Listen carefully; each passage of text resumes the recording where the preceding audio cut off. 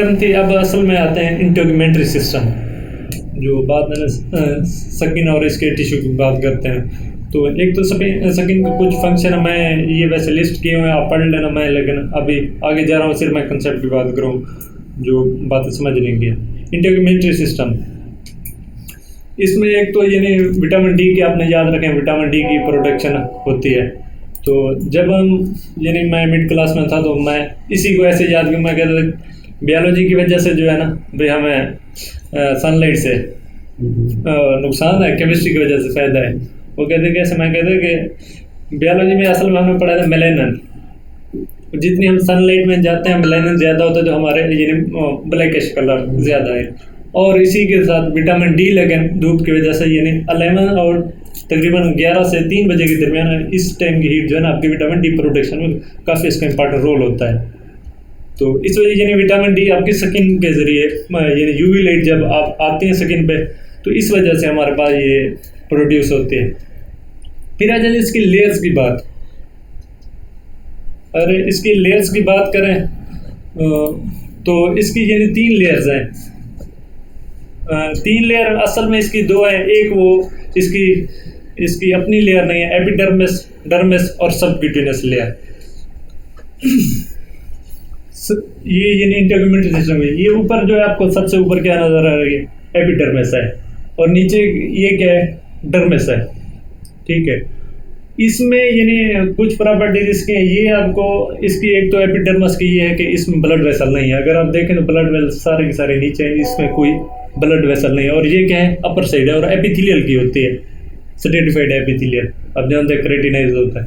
और नीचे क्या है, ये डर्मस है, जिसमें जो है ना ये कनेक्टिव टिश्यू की लेयर है आपके सामने। और इसमें देखें आपको यानी हेयर फॉलिकल जो है वो भी यहाँ से, और ये ग्लैंड्स हैं, ये ग्लैंड है, और ये एक तो ये आपके पास सेबेशियस ग्लैंड है और ये दूसरे स्वेट ग्लैंड्स है। ये स्किन के आप जानते हैं मौजूद होते हैं। तो ये सब जो है ना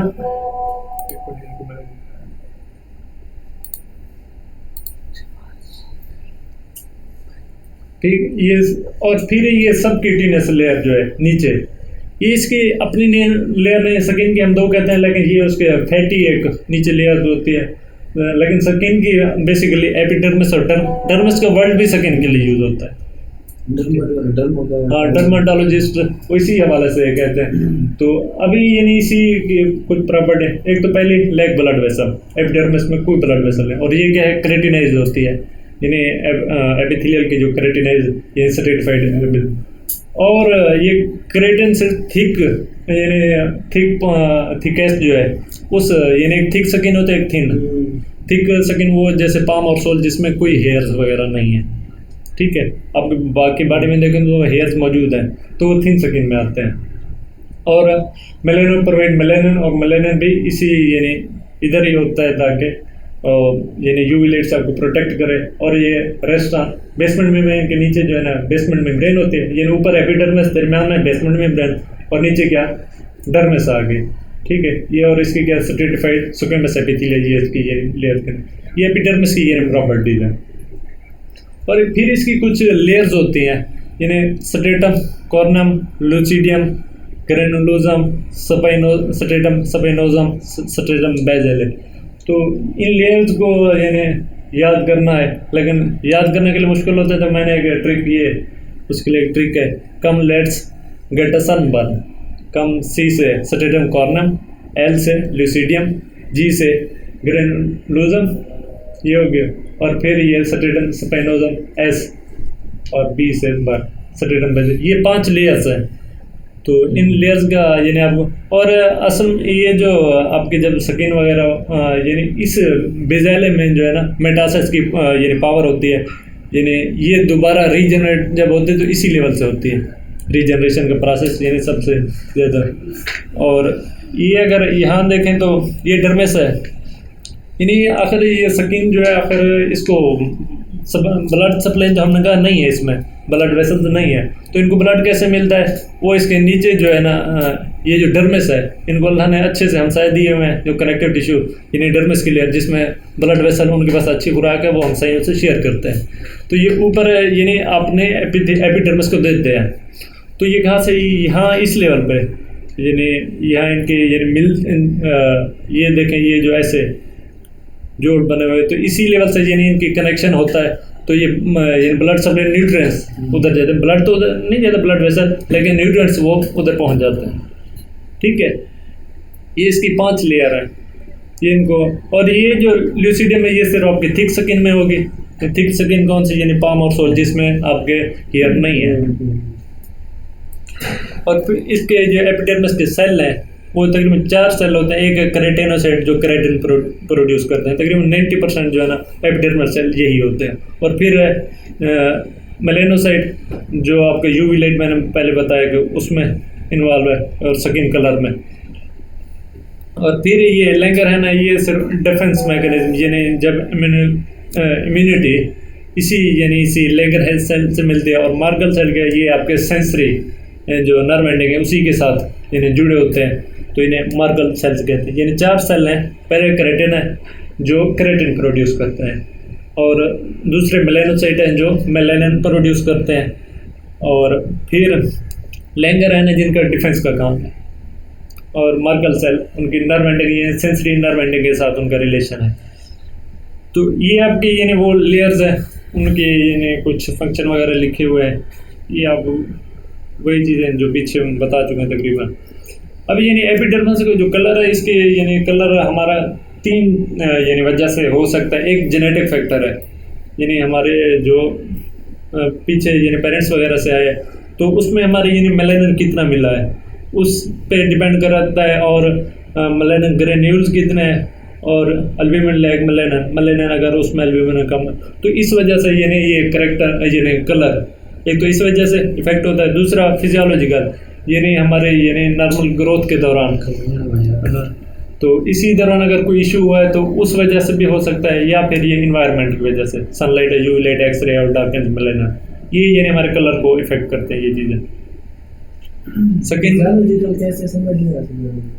physiological deletion of dermal blood vessel, यानी ये हमारे फिजियोलॉजिकल के नॉर्मल यानी बॉडी के यानी फंक्शन जो है उसी के दौरान यानी हम नॉर्मल बॉडी को कुछ करने के लिए उस दौरान जो वजह से जो कलर आता है, जैसे कोई बीमारी अगर जैसे ये जॉन्डिस की वजह, इस वजह से यानी हमारे कलर चेंज हो सकता है। ये फिजियोलॉजिकल यानी हमारे नॉर्मल इस वजह से यानी वक्ती तौर पे हो सकता है कुछ कलर, और फिर या फिर इन्वायरमेंट के इन 3 फैक्टर, एक जेनेटिक है, फिजियोलॉजिकल है, इन्वायरमेंटल है, 3 फैक्टर।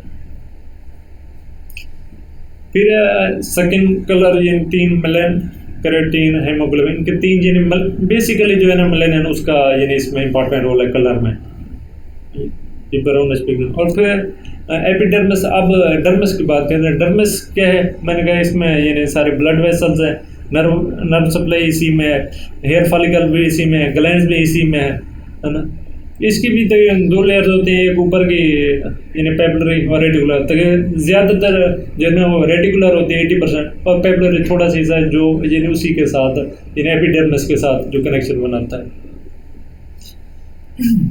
पेपिलरी सेल ये थिन सुपरफिशियल डर्मल पेपिल है, इन ऊपर का ये हिस्सा, और रेटिकुलर तक 80% हमारे रेटिकुलर होती है। फिर ये नीचे जो सबक्यूटेनियस है जिसका ये इंसुलेशन का काम है, लेकिन ये लेयर आपने स्किन की इसके लेयर को काउंट नहीं करना है ये। तो फिर ये इसके ये हमने स्ट्रक्चर तो देखी है, हेयर फॉलिकल है, नेल्स है, स्किन ग्लैंड्स है, इसी की ये थोड़ा बहुत होता है। तो इसमें ये अगर हेयर के 3 पार्ट होते हैं, यानी एक तो हेयर फॉलिकल इसको कहते हैं, हेयर रूट, हेयर शाफ्ट और पेपिला।